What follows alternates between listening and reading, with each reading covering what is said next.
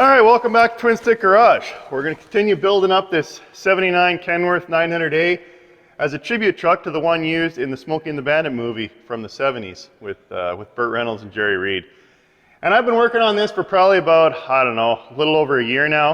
And I'd say it's probably about halfway done. Still lots of work that needs doing, like got to finish it, we got to finish the body work, got to paint it up. And stay tuned because I got a great story to tell you about the interior. 10-4, 10-4, I'm bringing it, son, I'm bringing it, I'm clear. Eastbound and down, loaded up and trucking. Are we gonna do what they say can't be done?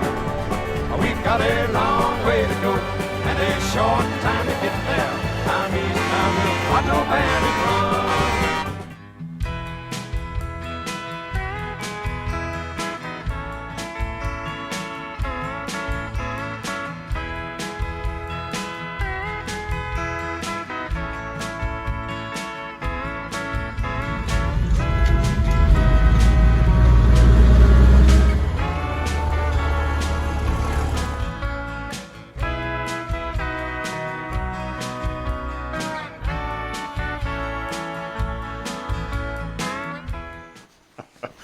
All right, so if you've been following the build for a while, you'll know that the day cab company out of Tennessee has made the awesome interior for this truck, and they did it in cedar brown.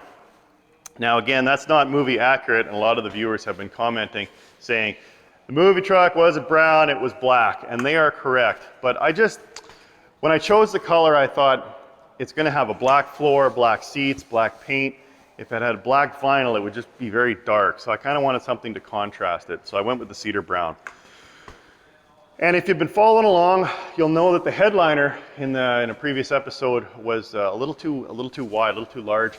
So the day cab company said, send it down to me and we'll make you a new door panel for the passenger door that doesn't have that cutout for the window, and we'll make you a new ceiling panel. So they actually had that done. It was on its way back via FedEx, and it was waiting to cross the border at Coots. And I don't know, for whatever reason, if there was an electrical issue with the truck or who knows, but it actually burned to the ground with my interior panels in it, so they're gone. And normally that wouldn't be that big of a deal, but this cedar brown color has been discontinued, and the day cab company used the last of their material to make that door panel and redo the headliner. So that's gone with the wind now. And so Anthony called me up and he said, well, we could do a different brown. It was kind of a darker brown that wouldn't really match the rest of the truck for the door skins and the headliner. And I thought, well, I guess I could live with that, but just having it different would kind of bug me every time I got in the truck. So he said, well, how about we make you a whole new interior, whatever color you want. And I thought, well, maybe that's the universe saying this truck shouldn't be cedar brown, it should be the original black. So I asked him to do black. Just like the original movie truck. So incredibly generous of the day cab company. They're gonna make a whole new interior, which is awesome, thank you guys. But the downside of that is I've gotta unring the bell of all the interior panels I put in. So of course I put these interior panels in the bunk while this was on the ground or on the floor of my other garage, so it was easier to get in and out. Now it's on the truck, so I'm gonna have to crawl through that little window and work on ladders and go in and out of this coffin bunk. So that's gonna be a treat. And then I also got to tear out the seats that I just put in last episode. So they got to come back out to get those panels out. So it's the way she goes sometimes in life. We'll just roll with the punches and wait for that new interior to come in. So again, thank you to the day cab company. And to all the viewers out there that have been waiting for a black interior, you're going to get your wish. So that's when I decided to just turn my car around, go back and join the boys at this little bar downtown, where they all got together after work every day. I walked in and said, boys, it's time I've done it my way. Well, I bought the first round and the party was on. I soon forgot that the wife had supper on the table at home, because there was lots of pretty ladies. We partied all night. I didn't get home till way past midnight. Well, I guess another benefit of all this rework is I can look at a different way to do things. And that looks way better underneath, doesn't it? It looks more finished. So I guess that was my goof. I should have put it underneath, but no big deal. When we get the black interior, that's the way I'll do it. So I'll put the sleeper boot in first, and then we'll put the panels against. Well, I guess the one benefit is this stuff comes out a hell of a lot easier than it goes in, so that wasn't too bad at all. So next up, I guess I got to take this panel off. And one of the viewers out there made a comment. Originally I had these underneath, and they said, why don't you just put the panels above the mat? And I think I like that better. So I did that one night. I think that looks good, but again, we still got to unring that bell and take this off of here. And then one of the cool fans out there, Caleb, he sent me a collection of these red glitter extensions for the Duke, but I actually borrowed 2 of them for Snowman. I think those look pretty cool, so thanks again for sending those, Caleb. But again, we got to take that off as well, because got to convert this to black. And then I wish I hadn't done it my way. My wife didn't like that too well. She was armed and waiting when I snuck in the house. Suddenly all the lights come on and then all my lights went out. Oh, I wish I hadn't done it my way. Look at all these lumps on my head. And the doctor said the swelling won't be gone for several days. Son, all I got to say is I wish I hadn't done it my way. Awesome. Oh man, this just feels like I'm going backwards. Oh, all the work to put this in here, and now I gotta take it all back out. Bummer. Okay, so now that I've got this out of here, I wanted to highlight what one of the awesome fans out there sent me. So this was just a police scanner that I got off of eBay, a Regency, so it's not the one that matches the movie truck. I've been watching this for a while, you know I'm still looking for a Pace 10-4U movie scanner, but I just put that one on there for now. But one of the awesome fans out there, Gregory, he actually found this Pace scanner. Now it's not a 10-4U, but at least it's a Pace, and at least it's a police scanner. So thanks so much for sending that. I really appreciate it. So we'll give it a go here and see if it plugs in. Now it plugs in, so it's obviously for a home base. So I don't know if I'm gonna set it up with an inverter, but let's see if it actually turns on here. Oh, look at that. Oh look, you can even scan through the channels. Oh, number 6 is out. But the LEDs even work. So that is cool. So what we'll be doing is, I'll definitely mount this one in place like that. And again, not exactly movie correct, but at least it's a Pace and at least it's functional. So we'll set that up. And then also I wanted to improve the installation that I had on there. If you recall, I just had this on Velcro, and it was kind of loose, and I know if I get driving the truck, it's probably just gonna go around a corner and fly off and hit the window. So this, it didn't come, when I bought it off eBay, it didn't come with the clamps to hold it in place. So I was just gonna rig this up, bend the ears, and then screw it in, and then this can screw right to the plate. And then the plate, I got something a little more solid from Home Depot as well. So I'll cut this and modify it a bit to be a more solid mount, because this is pretty beefy. So I want to make sure that this doesn't move around. So we'll set that up, and then I got some new microphone clips, and that'll be the CB and scanner. And speaking of CBs, another awesome fan out there, RJ, reached out to me and said, hey, the antennas you're looking for, the CB antennas, are actually on eBay. So I went and looked, and sure enough they were. And I got talking with him, and he was so generous. He said, you know what, I actually want to buy you the CB antennas for the project. So that's his contribution to the project. So thank you so much, RJ. Oh, look at that. Look at that.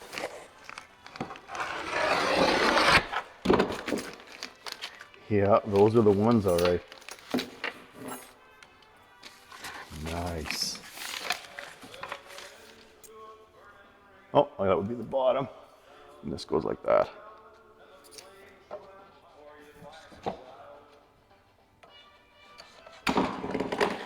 Nice. Those are the exact ones from the movie truck. So we'll save those for when we get the truck painted and we put the mirrors back on. But that is awesome. Thanks again, RJ. Okay, so that's the end of the gifts. Now I wanted to get going on what I was planning to do to the truck today. So again, now that the truck headliner is not in the truck, now would be a great time to work on the wiring for the clearance lights. And a lot of the lights out there have kind of the rounded nose cone on the front of them. And there's a particular model, a Goin 45993, that's got the flat square fronts. And they are darn near impossible to find. I think they stopped making them about 10 years ago. So I have been hunting around on eBay, and I think I probably got the last 5 out there in existence. There might be a few more, but I had to buy them from like 4 different companies, and the 5th one is still being shipped, so I've only got 4 right now. But here's what they are. So these are original groats, so they're not LEDs, they're incandescent bulbs, which matches the movie truck, and again, it's got that flat front, so that's an exact replica from the movie. Fill her up, Hoss. Come on, Frederick. My boy, my boy. So what we're going to do is we'll wire in and make sure the wiring and the power works for all the lights. And then I also need to put in new nut zerts. So these little guys, so we'll drill the holes. Well, we don't really have to drill the holes, but some of them, the old lights that were on there, they rusted, and when I took them off, they broke off. So we got to pop out the old nut zerts and then put new ones in. And Mrs. Twinsticks actually bought me one of these tools for Christmas. So we'll figure out how this thing works, and we'll install those in the roof. Okay, Mark, let's talk more work. Let's get at her. Oh, this is just turning into a rework Saturday. So old Twinsticks is pretty famous for getting out over his skis and building trucks in the wrong order. This is a perfect example. So in hindsight, I probably should have put the Noiko foam panels up there until I finished this job. So I had to peel them all down, but no big deal. We got lots left over. We can redo that at the end of today. So here's the original nut zerts that were in there, and this is an example of one that actually rusted off and broke on outside on the top, and it's still in there. So we'll grind that off. These are the holes for the wires, so we'll have to get little grommets for that. And then that's the hole for the air horn that I drilled. So I'll probably put an insert there as well. And then here's a good example of an old rusted one as well. So this is focus. This is one of the inserts to hold the front visor on. So we'll get that replaced as well. Okay, let's figure out how that new nut zert tool works. Okay, so I figured this would be a good opportunity to try out my new ladder that I picked up. Huh. That's not a ladder. That's a knife.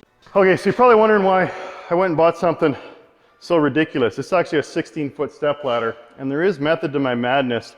Again, I hope it fits. This is a 16-foot ceiling.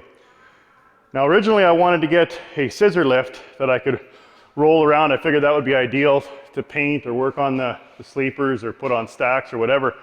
But those things are expensive. So all I could afford was this ladder, and even this wasn't cheap. So I picked this up because I actually need to get all the way up to the ceiling level, because I want to hang a tarp the whole length of the shop to when I go to, actually, I'm not too far away from priming this thing. So when I go to prime it and then eventually paint it, I want to have that tarp to isolate the rest of the shop from all of the overspray. And my other plan is I got to get some air movers.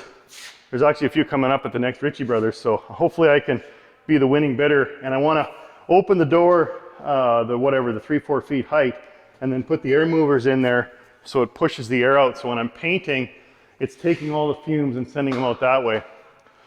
So again, I've got to drill holes in the ceiling there and hang the hooks that I can just put the eyelets of a tarp and then drape it that whole length. So anyway, long-winded explanation as to why I bought this ladder. Now, it's a 16-foot ceiling and this is a 16-foot ladder, so hopefully it fits. Otherwise, I'll be going back to Greg's to get the 14-footer. Okay.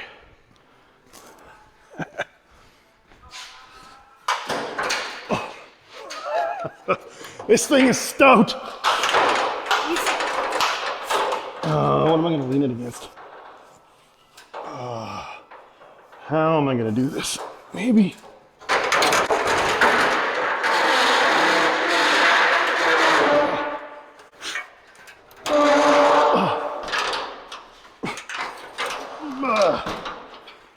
Something like that.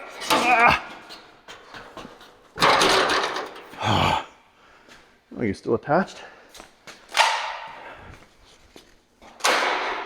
There we go. Let's go to the ladder mark. Okay. Yeah, it looks like it's gonna fit. Oh.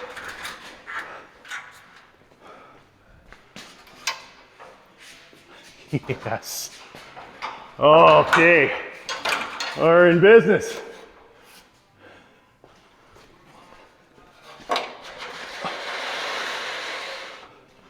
Two-person job to move this stupid thing. Oh, there we go. Something like that.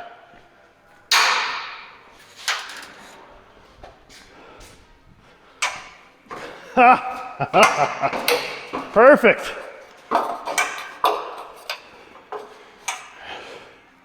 All right. That'll do nicely. Okay. So here's one where it broke off. I'll see if I can cut it off of there.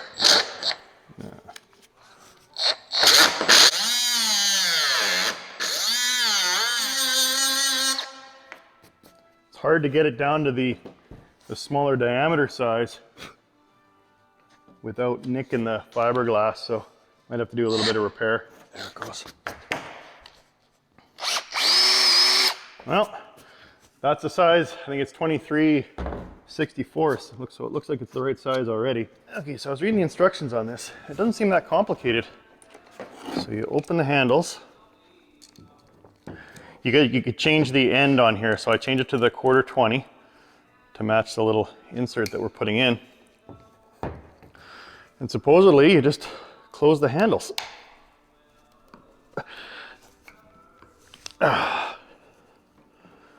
And then you loosen it off.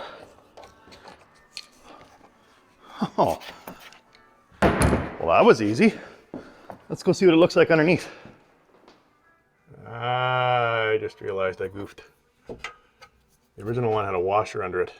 So I think what happens is it presses against the washer and flares out like a rivet, and then the washer helps keep it from getting pulled out. So we'll have to cut that one off and try again.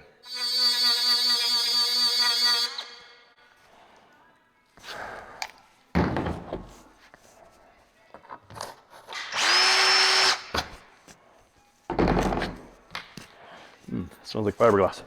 To get this one out of here, I actually had to cut into the fiberglass a little more. So what I'll do is I'm gonna whip up a quick batch of short strand, and we'll just smear that in there and let it harden, and then I can re-drill that hole, because now it's a little oversized and the material's thinner.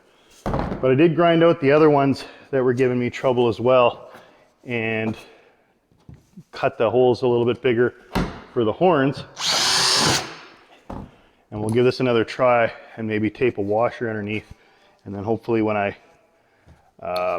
squeeze it, it actually pinches against the washer and hold it a little better in place.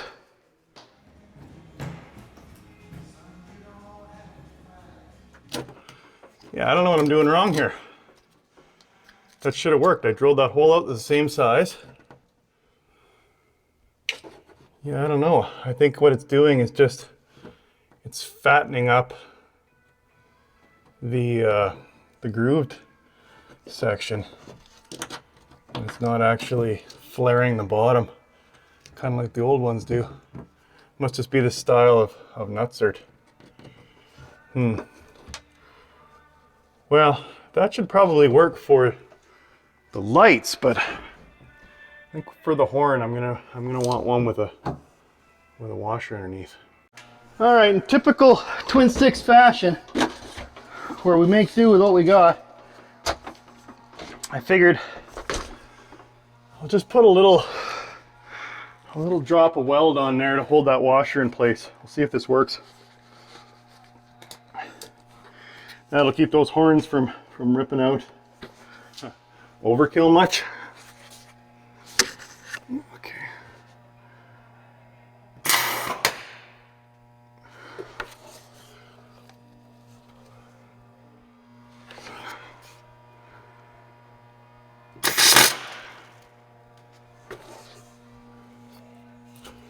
Okay, that ain't going anywhere.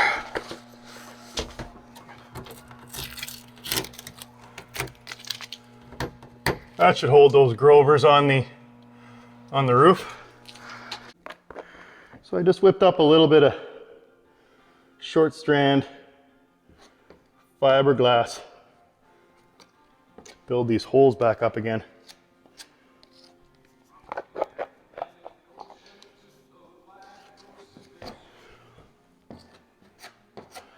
So we'll let that harden up and then we can sand it smooth and re-drill the holes. Okay. So I've actually been doing a lot of body work on this truck. Just been kind of picking away at it in the evenings when I had some free time. And one of the eagle-eyed viewers out there, when I was originally working on the back of the sleeper bunk, commented that he said, it looks like the roof of your sleeper bunk there is kind of sunk in a little. And he was right. I actually put a straight edge on there and it was maybe a ½ inch low in the center. So I've been trying to fill that back out. I still need to sand it smooth, and then I've been trying to sand around all the huck bolts and just keep coming forward. I mean, I haven't been bothered filming it because I thought, you know, you've seen me do lots of that work before. So again, I just try and keep working my way forward on the truck in the evenings, but we are getting closer on this. Still got to sand. There's still some work up here, obviously. We got to do the roof cap on this, and then I started on this door. I still got to do this door, and then I gotta finish the hood. But then once that's done, I think we can drape that tarp and we can throw some primer on this truck. So this truck will get painted before summer, I guarantee it.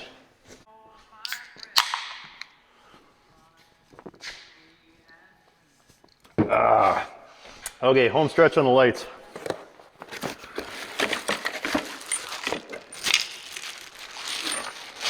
So the way the lights are wired, the way it's currently wired in the truck is there's a power and a ground for each light, and they're actually at each of the 5 locations. So I was going to use those to rewire, but then I actually, when I was at Lesco, the team over there helped me out with this nice daisy chain. So you only need to use 1 power and 1 ground, and it just goes all the way through, and these will just be sitting in that overhead console there, right underneath each of the spots where the lights are.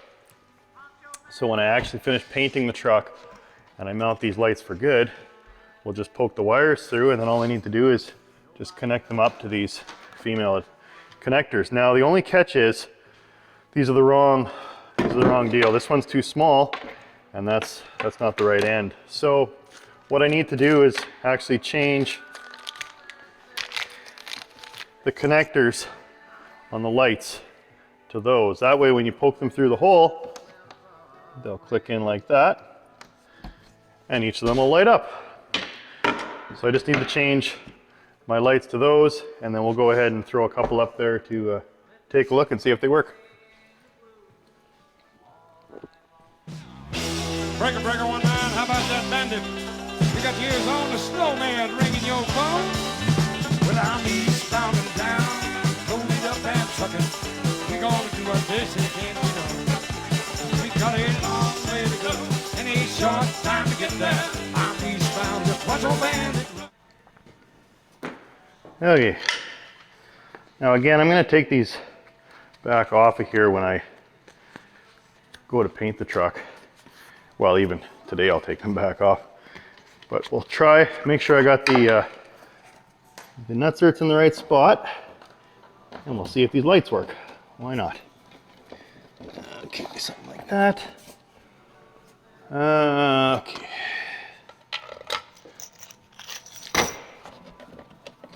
Now what was interesting is these things didn't come with 1/4 by 20 threads per inch. They were some goofy thread.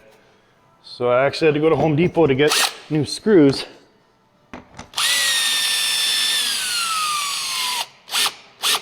So they match up to these nutserts.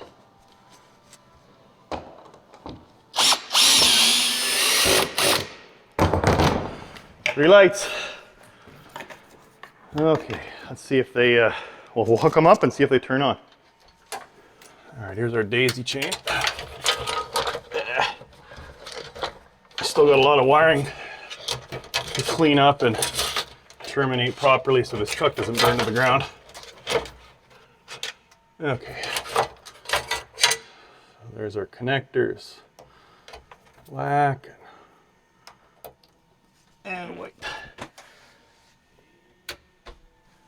Okay, truck didn't burn down. Let's go see if it turned on. Look at that.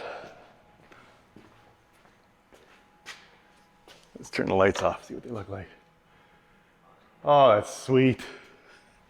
I know it's a small thing, but it's still progress. Yeah, those look awesome. Okay, well, getting pretty late in the day, so I think I'm gonna wrap it up there. At least I got the lights installed, and I got the interior removed. And sometimes you gotta go backwards in life to go forward, so we'll just roll with the punches. Can't wait for that new black interior to come in from the day cab company. So that's it. Hope you enjoyed the episode. Thanks for watching, and don't ever forget, if you got it, the trucker brought it.